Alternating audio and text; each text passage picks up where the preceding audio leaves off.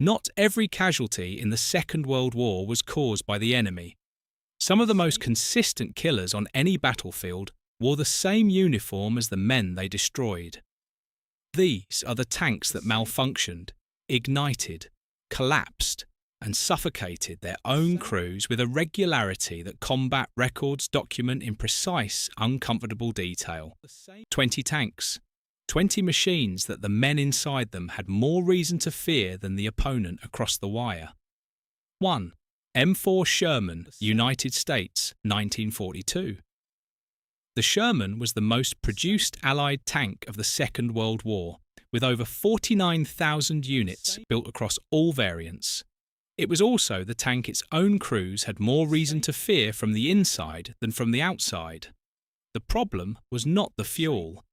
Early assumptions about Sherman fire rates focused on its gasoline engine, but research has since established that the fires which killed Sherman crews originated primarily in the ammunition stowage.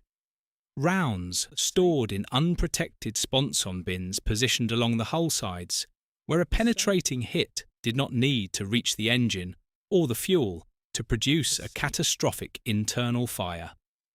British tankers who received Shermans under Lend-Lease called it the Tommy Cooker. The name required no explanation to anyone who had watched one burn. American crews reported that a Sherman, once penetrated and ignited through the ammunition, reached lethal internal temperatures within seconds. Escape required the hatch to be unlatched before the fire started, because the heat that followed warped the metal and jammed it. The wet stowage solution that relocated and protected the ammunition was not introduced until 1945. In the intervening years, the crews burned because of where the rounds were stored, not because of what powered the engine above them. 2. T-34, Soviet Union, 1940. The T-34 is remembered as the tank that turned the Eastern Front. What Soviet wartime propaganda did not record was its interior. The T-34's two-man turret assigned the role of commander and gunner to the same individual, a cognitive demand that degraded combat effectiveness and extended engagement times to the point where German crews with inferior armour frequently won engagements through faster target acquisition alone. The diesel engine that made the T-34 less flammable than gasoline-powered opponents was positioned directly beneath the fighting compartment floor, separated from the crew by plating that absorbed heat at a rate that made extended operations physically debilitating. Ammunition was stored in bins positioned along the hull floor and beneath the crew's feet. When a T-34 was penetrated, the ammunition stored underfoot detonated upward through the crew compartment. Soviet after-action reports from 1941 and 1942 recorded turret separation as a consistent result of T-34 ammunition explosions, a detail that required no elaboration for anyone who understood what was inside the turret when it left the hull. The Soviet Union produced 84,000 T-34s across the war. The interior never became comfortable. It was never designed to be. 3. Churchill Mechanisms, United Kingdom, 1941. Britain designed the Churchill around the assumption that the next major land campaign would involve infantry support across broken ground, an assumption that produced a heavily armoured vehicle with a fundamental armament problem. The Churchill Mk Wace mounted a 2-pounder gun in the turret and a 3-inch howitzer in the hull, operated by a dedicated co-driver seated alongside the driver. The hull howitzer's critical flaw was not in who loaded it, but in how it could be aimed. The weapon's traverse was so severely limited that engaging any target outside a narrow frontal arc required the driver to pivot the entire tank to compensate, a continuous repositioning demand that made the Churchill predictable in combat and slow to respond to threats arriving from any direction other than directly ahead. The 2-pounder turret gun could not defeat German medium armour at standard engagement distances. British crews in Churchills at Dieppe in August 1942, discovered both limitations within the first hour of the operation. Of the 58 Churchill tanks landed at Dieppe, none returned to England. Most were immobilised on the beach by obstacles the pre-operation intelligence had not identified.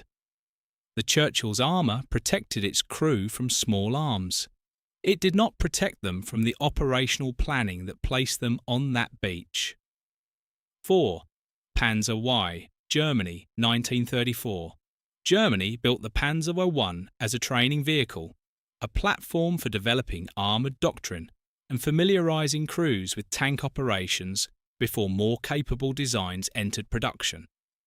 The decision to commit it to combat in Poland in 1939 and France in 1940 transformed a training accident into a battlefield liability. The Panzer I weighed 5.4 tons, carried 2 machine guns, and provided its 2-man crew with 30mm of armour. Polish anti-tank rifles penetrated it at ranges exceeding 300 metres.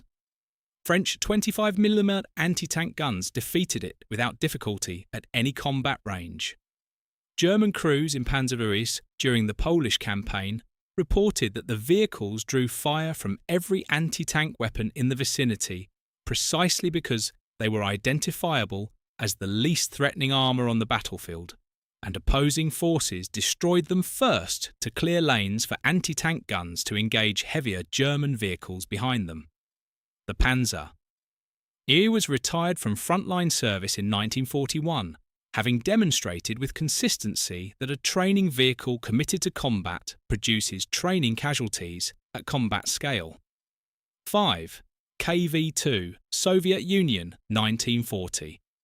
The Soviet KV-2 mounted a 152mm howitzer in a turret so large and heavy that the tank could not traverse it on any slope exceeding 15 degrees without the risk of the turret rotating uncontrollably under its own weight and crushing whatever was positioned beneath it. At 52 tons total weight, the KV-2 exceeded the load capacity of most bridges it encountered, a logistical reality that isolated it from resupply and support with a consistency that German after-action reports noted with something approaching admiration. The howitzer it carried was devastating against fortifications and demoralising against infantry. Against German armour, it was marginally effective because the reload time for the 2-part 100mm ammunition dropped to 1 round per minute or worse in buttoned-up combat conditions, leaving the crew exposed between shots to opponents whose rate of fire was 5 times greater. KV-2 crews who found themselves in direct engagements with German Panzer IIIs and IVs frequently did not survive long enough to fire twice. The vehicle that could not cross bridges, could not traverse on slopes, and could not match the firing rate of far lighter opponents was the heaviest tank the Soviet Union deployed in 1941. It was deployed because it existed, which was the same reason given for every vehicle on this list. 6. Panzer III, AUSF, E, Germany, 1938. Germany's Panzer III was intended to be the backbone of Wehrmacht armoured doctrine, a medium tank capable of engaging enemy armour, while Panzer IVs provided infantry support. The AUSF-E variant that entered service in 1938 mounted a 37mm gun that German planners already knew was approaching inadequacy. In a turret ring designed to accept a larger weapon but not yet fitted with one. On the Eastern Front in 1941, Panzer III crews engaging Soviet T-34 and KV-1 tanks fired 37mm rounds that struck and deflected without penetration, while Soviet return fire defeated Panzer III armour at ranges where the engagement had barely begun. German crews documented the experience in terms that made the technical inadequacy personal. A tank whose gun cannot defeat the opponent. It was designed to fight does not malfunction in the mechanical sense. It malfunctions in the institutional sense, which is the category of failure that kills crews without leaving a maintenance record. 7. Type 95. Heigo, Japan, 1935. Japan's Type 95 Heigo was the most produced Japanese tank of the Second World War, with 2,300 units built and deployed across every theatre of Pacific operations. It weighed 7.4 tons, mounted a 30mm gun, and provided its three-man crew with armour measuring 12 mm at maximum. American 50 caliber machine guns penetrated it at ranges exceeding 200 metres. The Heigo's engine was an air-cooled diesel unit positioned at the rear of the hull, vented through louvers that provided minimal protection against incendiary rounds.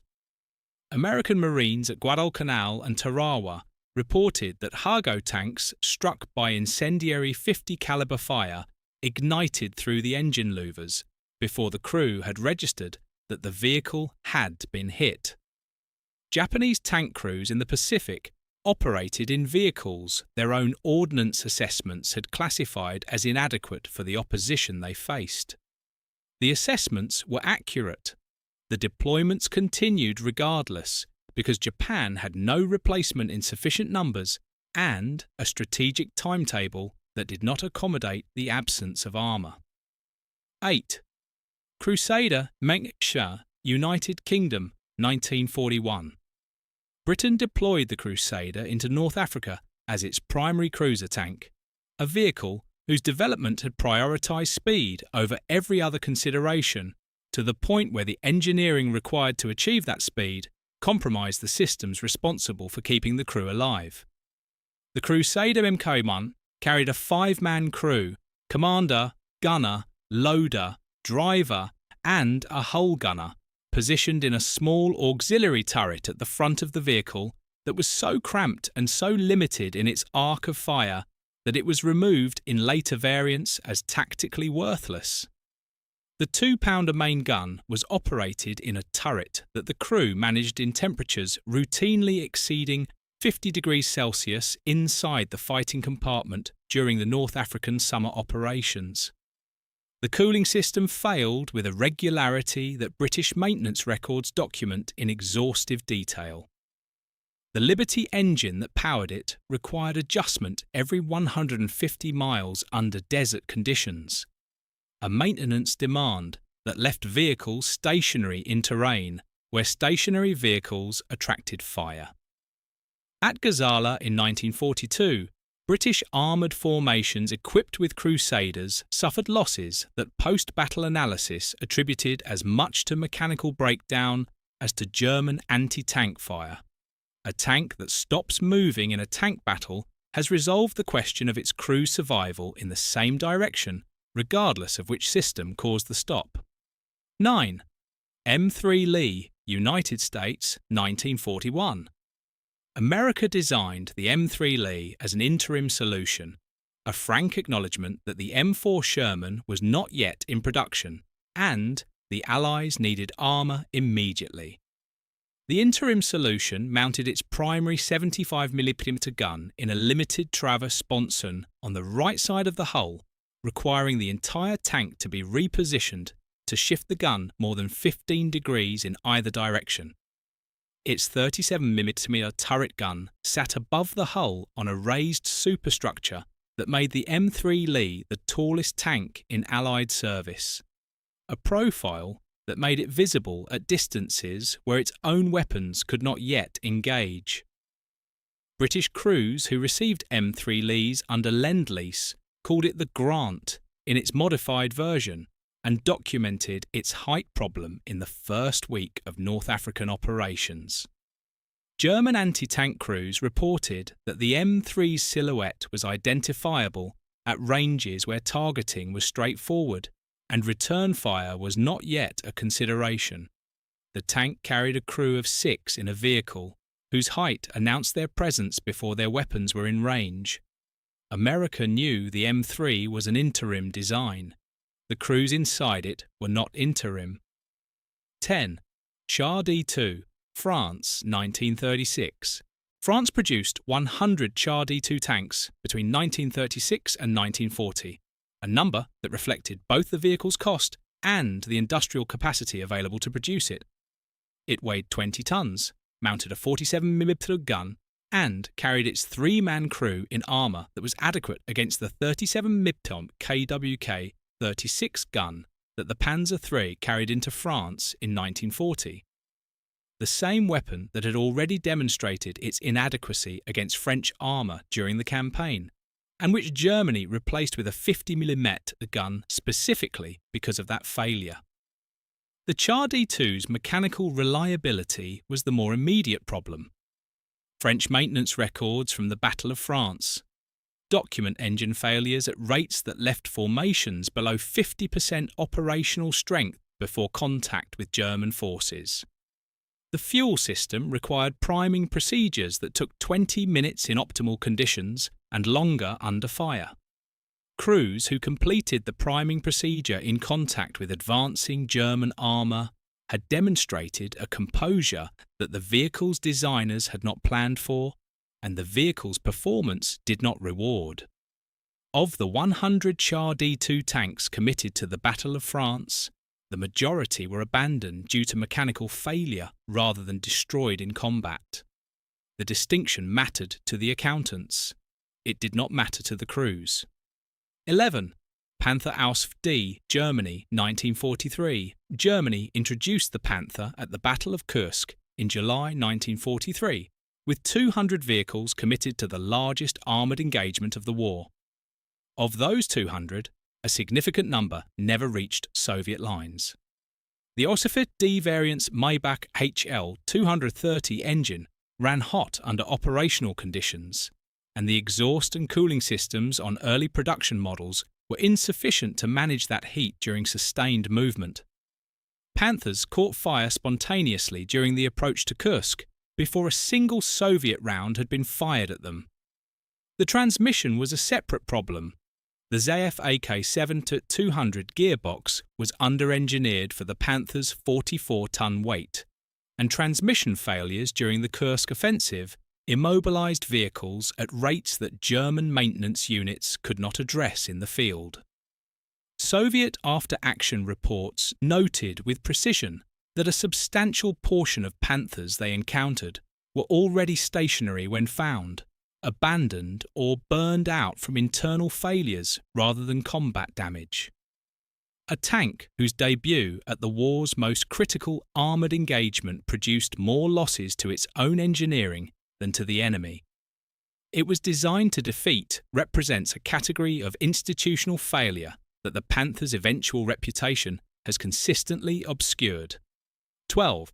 Semovente M42-75-34, Italy, 1942. Italy introduced the Semovente M42 as an improvement over the M40 variant that had already demonstrated its limitations in North Africa. The 75-34 designation indicated a 75mm gun with a barrel length of 34 calibers, an improvement in anti-armour capability over its predecessor that arrived too late to change the strategic situation in the theatre where it was deployed. The M42 weighed 15.5 tons and carried its three-man crew in a fixed superstructure with a limited forward arc of fire that required vehicle repositioning for any engagement outside a narrow frontal cone. In Italy, in 1943 and 1944, Semovente M42 units operating in defensive roles discovered that the terrain which channeled Allied armour into predictable approaches also channeled Allied artillery onto stationary Italian vehicles waiting to engage them. Crews who survived the artillery preparation faced Allied armour in vehicles that had already absorbed damage before the first tank appeared. The improvement the M42 represented over the M40 was real. It was insufficient, and the crews inside it absorbed the difference. 13. Panzerkampfwagen II, Germany, 1936. Germany's Panzer II entered the Second World War as a reconnaissance vehicle and was committed to combat roles that its 20 mm autocannon and 14.5 Leapt armour made it fundamentally unsuited to survive. In France, in 1940, Panzer II formations that encountered Matilda tanks fired 20mm rounds that left surface marks on British armour without penetrating. While Matilda the 2-pounder guns defeated the Panzer II without difficulty at any range the engagement permitted, German commanders who identified the mismatch continued to commit Panzer IIs to frontline operations because the alternative was advancing with reduced numbers, and reduced numbers in 1940 was a command problem rather than a crew problem.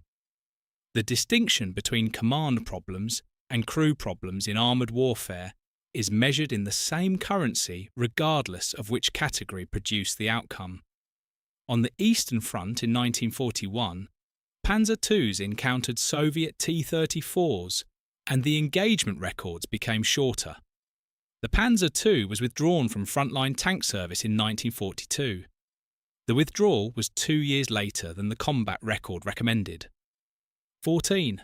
Valentine Mecton, United Kingdom, 1941.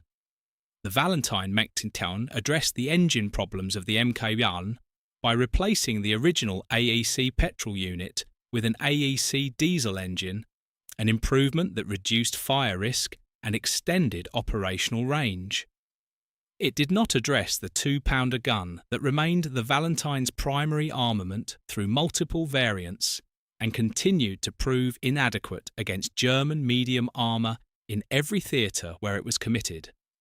In the Soviet Union, where Britain supplied Valentines under Lend-Lease, Soviet crews documented their assessment of the 2-pounder in after-action reports that described it as suitable for training and insufficient for combat against the armour they faced on the Eastern Front. Soviet tankers who had operated T-34s and received Valentines as replacements submitted formal complaints through military channels that reached Stalin's desk. The complaints were noted. The Valentines continued to arrive. Britain was producing what it could produce, and what it could produce in 1941 mounted a gun that its own crews had identified as inadequate in 1940. The AEC diesel engine burned less readily than what it replaced. The crews inside it were no safer for it. 15. Matilda the Fence, United Kingdom, 1938. Britain's Matilda I was a 2-man tank weighing 11 tons that carried a single Vickers machine gun as its sole armament. It was designed for infantry support, a role that required it to advance at walking pace alongside foot soldiers, which suited its maximum speed of 13 km/h precisely. Against German armour in France in 1940, the Matilda I's machine gun accomplished nothing. It could suppress infantry in the open. It could not engage the Panzer IIIs and IVs that constituted the primary threat to the formations it was supporting. British crews advancing in Matilda Viz during the Arras counterattack in May 1940 found themselves in a tank that could withstand German 37mm anti-tank fire, but could not respond to it with any weapon capable of penetrating German armour in return. Surviving the hit was not the same as winning the engagement. Matilda I crews absorbed German fire, expended machine gun ammunition against armour it could not defeat, and waited for support that the pace of the German advance made impossible to deliver. Of the 77 Matilda is committed to France, 2 returned to England. The armour that protected them from the guns could not protect them from the isolation that the machine gun produced. 16. Chihakai, Japan, 1942. Japan upgraded the Type 97 Chiha in 1942 by fitting a high-velocity 47mm gun in a larger turret, an improvement significant enough to require expanding the crew from 3 to 5. Commander, gunner, loader, driver and hull gunner. To manage the increased workload the new configuration demanded, the Chihakai weighed 15.8 tons and carried that 5-man crew in armour measuring 25mm at maximum. American 37mm anti-tank guns defeated that armour at ranges exceeding 500 metres. The improved gun the Chihakai carried could engage American Shermans, but engaging a Sherman required closing to a range where the Chiha-Kai's armour provided no protection against the Sherman's 75mm return fire. Japanese armoured doctrine in the Pacific committed Chiha-Kai units to frontal assaults against prepared American defensive positions because the terrain offered no alternative approach. The upgrade that improved the gun and expanded the crew changed nothing about the armour, the terrain, or the tactical situation that terrain produced. Japanese crews in Chiha-Kais at Saipan and Iwo Jima fought in better armed vehicles than their predecessors and died in them at the same rate. 17. Cruiser, Mach 8 Challenger, United Kingdom, 1944. Britain developed the Challenger to carry the 17-pounder anti-tank gun on a Cromwell chassis, a combination that required lengthening the hull, raising the turret ring, and increasing the overall height of the vehicle to accommodate a weapon the original design had not anticipated. The result was a tank whose 17-pounder could defeat Tiger and Panther armour at combat ranges, but whose raised profile made it the most visible vehicle in any British armoured formation. German anti-tank crews prioritised the Challenger in engagements because its height identified it as the most dangerous vehicle present. A tank whose capability invites prioritised destruction solves one problem by creating a more immediate one.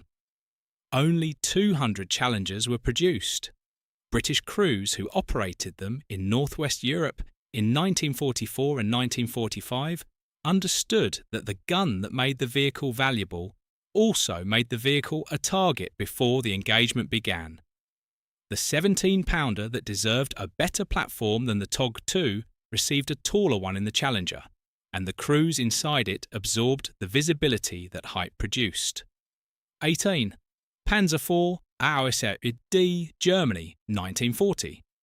The Panzer IV AOSF D was among the primary short-barrelled variants of Germany's medium tank that bore the weight of the Eastern Front's opening campaign. It mounted a short 75mm gun optimised for high explosive fire against infantry and soft targets, carried 20mm of side armour, and weighed 20 tons with a crew of 5. In France, in 1940, the AOSF-D performed the infantry support role it was designed for with adequate results. On the Eastern Front in 1941, the short 75mm gun could not defeat T-34 or KV-1 armour at any range, and the side armour that had been acceptable against French and Polish anti-tank weapons did not survive Soviet 45mm fire at combat distances. German crews in Panzer IV Ausf D vehicles on the Eastern Front were operating in a tank whose frontal armour was adequate and whose every other dimension was not. The longer 75mm gun fitted to the Ausf F2 and G variants that followed vindicated the chassis. The Ausf D crews who absorbed the Eastern Front in the variants that preceded that upgrade were not present to observe the vindication. 19. Light Tank Mach 6C, United Kingdom, 1940. The Mach 6C was the final variant of the Vickers light tank series, distinguished from its predecessors by the replacement of its Vickers machine guns with a 15mm Besa and a 7.92mm Besa, and by a three-man crew of commander, gunner, and driver. The heavier Besa armament offered marginal improvement against light vehicles, but remained entirely ineffective against any armoured opponent the Mk6C was likely to encounter. It weighed 5.3 tons and went to war in the Western Desert and Greece against opponents whose lightest anti-tank weapons defeated it without difficulty. In Greece in 1941, British forces committed Mach 6C tanks to rearguard actions against German armoured formations advancing with Panzer IIIs and IVs. The rearguard role required the Mk6C to slow an advance it had no means of stopping, trading its own destruction for time that the infantry behind it could use to withdraw. The exchange rate was unfavourable. Mk6C crews knew before the first engagement that their vehicle could not survive contact with German armour. They conducted the rearguard regardless, because the infantry required the time and that Menkes C was the only armour available to purchase it. What a crew does when it understands the exchange it is making is not recorded in the technical specifications of the vehicle they are driving. 20. M4A4 Sherman, United States, 1943. The M4A4 variant powered its Sherman by a Chrysler A57 multibank engine, assembled from 5 automobile engine blocks joined at a common crankshaft, producing 30 cylinders in a configuration that no single manufacturer had produced before, and no standard supply chain had been built to support. British crews who received M4A4s under Lend-Lease and designated them the Sherman 5 found that the engine, once properly maintained, ran with adequate reliability in the field. The problem was the maintenance itself. Keeping a 30-cylinder engine operational required spare parts drawn from 5 separate engine families simultaneously, a logistical demand that supply chains built around conventional power plants could not meet at the pace armoured operations required. In northwest Europe in 1944, M4A4 formations that outran their supply lines faced a choice between stopping to wait for parts or continuing with vehicles operating beyond their service intervals. Stopping in Normandy in August 1944 meant stopping in terrain where German anti-tank guns had been positioned to engage stationary targets at leisure. The engine that ran adequately when supplied created the conditions for its crew's destruction when the supply chain that kept it running could not keep pace with the campaign that demanded it move. 20 tanks. The Second World War produced no shortage of machines that killed their operators through fire, mechanical failure, inadequate armour, or weapons that could not respond to the threats they faced. What these 20 share is not incompetence on the part of the crews inside them. The crews understood their vehicles with a precision that no specification sheet captured. What these 20 share is the decision, made above the level of the crew, to send them forward regardless. That decision has a face. It does not appear in the casualty records. The names that do appear there belong to the men who drove what they were given and went where they were sent. The least the record can do is state clearly what they were given and where they were sent. If there is a tank you believe belongs on this list, leave it in the comments. For more military history told without omission, subscribe. We will see you in the next one.